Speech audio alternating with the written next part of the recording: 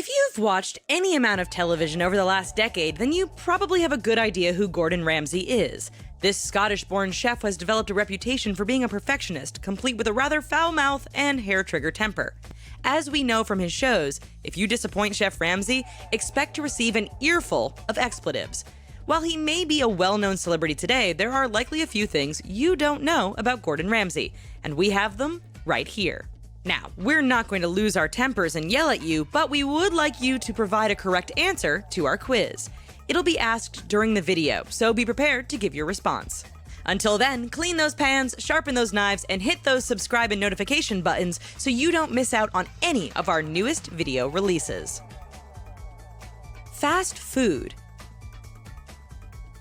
One thing is for certain, whenever we watch any of Gordon Ramsay's shows, like Hell's Kitchen and Kitchen Nightmares, we end up getting pretty hungry. After all, you can only watch so much of a cooking show without having your mouth fill with saliva.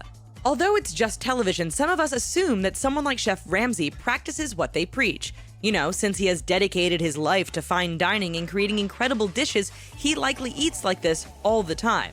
Well, it's a bit of a yes and no answer to that. You see, Ramsay has said in numerous interviews that he cooks up interesting dishes at home and even shows his kids how to create things. On the road, however, it can be a bit of a different story. For instance, you may not know that he absolutely can't get enough of In-N-Out fast food. His favorite? The double cheeseburger animal style.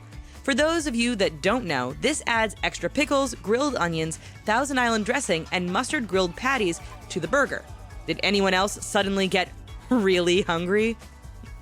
Unconventional eater.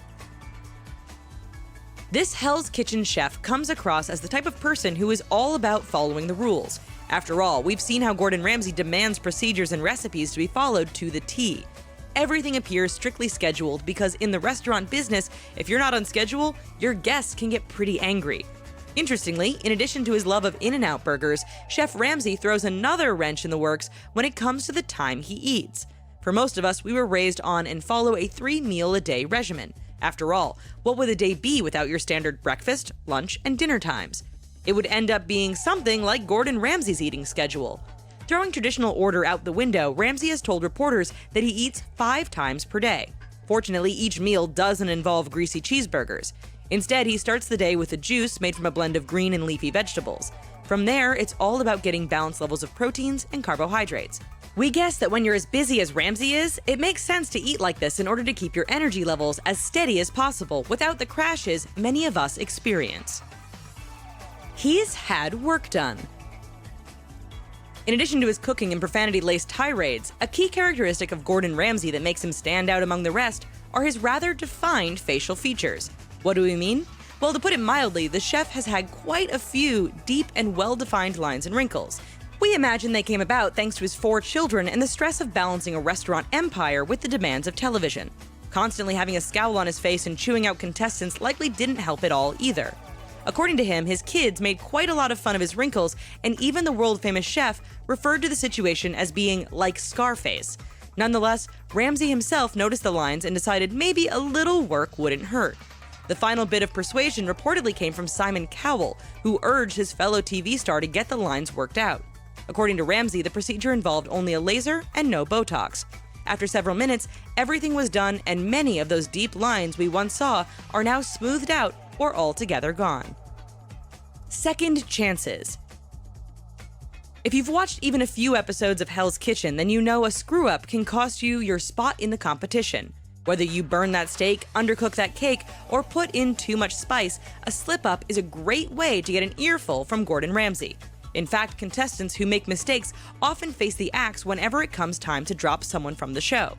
So, does this apply to Gordon Ramsay in real life? You have to figure that Gordon Ramsay has to be as strict with the rules in real life as he is on TV. After all, we imagine you can't grow a restaurant and TV empire by letting errors go by unpunished. Well, it turns out Ramsay may be a little more forgiving and more willing to hand out second chances than any of us first thought. This was displayed for all to see in one broadcast where he visited a prison and challenged one inmate to an onion chopping competition. Ramsay was so impressed that he offered the man a job once he got out. Unfortunately, the individual ended up going right back to prison within days of his release. But Ramsay says the offer is always on the table.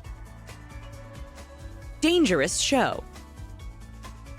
Gordon Ramsay has hosted and appeared in numerous shows, ranging from late-night talk shows to his very own cooking competitions. But which of these was his favorite?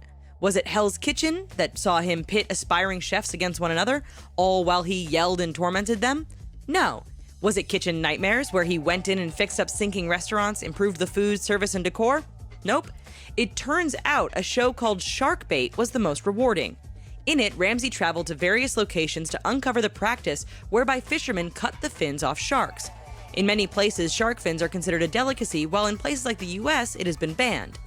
Every year, millions of sharks are killed for their fins, and Ramsay wanted to give the public the truth behind the whole practice. What made this whole episode so dramatic was the way he was treated in Taiwan. In his efforts to uncover fishermen who were harvesting shark fins, Ramsay made a few enemies, had guns pointed at him, was doused in gasoline, and eventually told to get out of the country. It all proved to be a very real eye-opener. Okay, time for our quiz. Restaurants with extraordinary reputations are given something called a Michelin star rating. Do you know which city in the world has the most Michelin star rated restaurants? The answer may surprise you. In shape. Let's face it, when most of us think about athletes, your mind doesn't jump to a world-renowned chef. It's probably because chefs are known for their meat dishes and cream-based soups, not their athletic prowess. After all, can any of you picture Guy Fieri or Mario Batali taking on a marathon? In a nutshell, chefs make food and usually eat that food, which doesn't bode well for the whole in-shape thing. Then there's Gordon Ramsay. While he can make a range of high-fat and sugar dishes, this chef is also in pretty good shape. How good? Well, he's run the London Marathon several times and has also entered into triathlon competitions. He famously had to drop out of the 2015 event in Hawaii because he pushed himself too hard and ended up with dehydration. It wasn't always this way, however. According to Ramsay, his motivation to get into shape came in 2001 when critics made fun of his weight while he competed in the London Marathon. This, combined with the fact his father died at an early age, has provided the motivation for him to live a more active lifestyle. Near collapse. With dozens of restaurants owned and operated around the globe, countless television appearances, and several well-received television programs and documentaries to his name, you could say Gordon Ramsay is pretty successful. Today, with yearly earnings of $50+ million, it's safe to say he doesn't have much to worry about financially. Just several years ago, however, this was not the case. In 2010, Ramsay looked successful and financially secure to the outsider. He had his restaurants and television shows, and everything seemed fine. However, allegations of an affair coupled with a near overexpansion of his restaurant empire almost brought things to a crashing halt. Opening new restaurants across the globe left him with a massive multi-million-dollar debt, matched only by an equally massive tax bill. To top it all off, several of his newer establishments had lost money to the tune of several $million. Financial experts all suggested he declare bankruptcy to get out of the mess. Thankfully for Ramsay, he opted to go a different route, restructuring his business and selling off interest in several projects. He also managed to work things out with his wife, who he remains married to. Loves Ferrari. If there's one thing you likely know about celebrities, it's that not only do they often have an incredible amount of money, but they like to spend that money. Houses, yachts, clothes, you name it, and the rich and famous have likely bought a lot of it. Gordon Ramsay is absolutely no different. Like many celebrities who have a lot of spare cash sitting around, Ramsay has a very specific thing he loves to buy.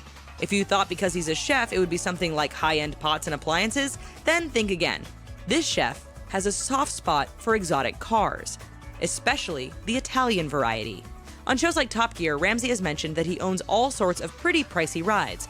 His favorites, however, are from Ferrari. In fact, over the years, the paparazzi have snapped Ramsay getting into and out of all sorts of Ferraris.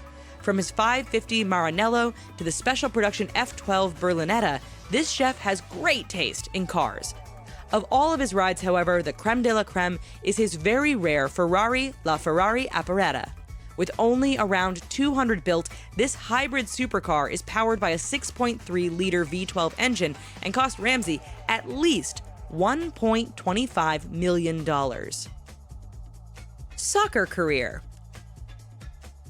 Life has a funny way of working itself out and guiding people down certain paths. Take, for instance, your own childhood. We bet some of you wanted to be cowboys or astronauts. What did you end up becoming? Whether a teacher, policeman, or real estate agent, odds are when you were little, you had different plans. Gordon Ramsay was the same way. You see, being born in Scotland, Ramsay was wild about football, or soccer as it's more commonly known in North America. Like any boy, this chef dreamt of playing for a top-tier team, scoring goals and lifting trophies. It almost happened. That's right, if life hadn't intervened, Gordon Ramsay could have ended up as a soccer player. During his childhood, he played a lot of soccer. In the mid-1980s, Scottish side Glasgow Rangers actually gave him a trial. This was a huge deal as Rangers were Ramsay's favorite team. Unfortunately, during his trial period, the future chef injured his knee and only did more damage to it with every training session and game. As a result, his soccer career came to an end. Today, thankfully to that injury, Ramsay is successfully serving up tasty dishes instead of goals. He's not a monster. Regardless of whether it was all just an act for the cameras, if you've watched any of Ramsay's cooking shows, then you know he can be a real Jekyll and Hyde.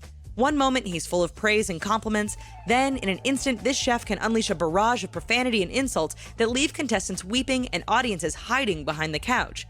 The lesson here? Whatever you do, don't forget an ingredient or burn a dish. The results are not pretty.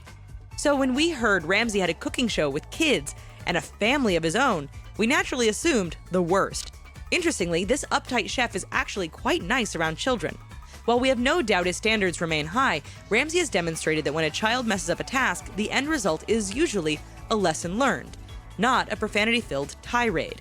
This was clearly demonstrated in the episode when Ramsay calmed a crying child chef and then proceeded to help her correct her mistakes. At home, he reportedly works hard to ensure his kids don't have the same foul mouth he does by giving them profanity substitute words they can use whenever they're angry or frustrated. Oh shiitake. Alright, do you think you know the answer to which city in the world has the most Michelin star-rated restaurants? The answer? Tokyo, Japan. The Japanese capital has over 300 restaurants with this prestigious rating, and a dozen of those hold the highest 3-star rating as well.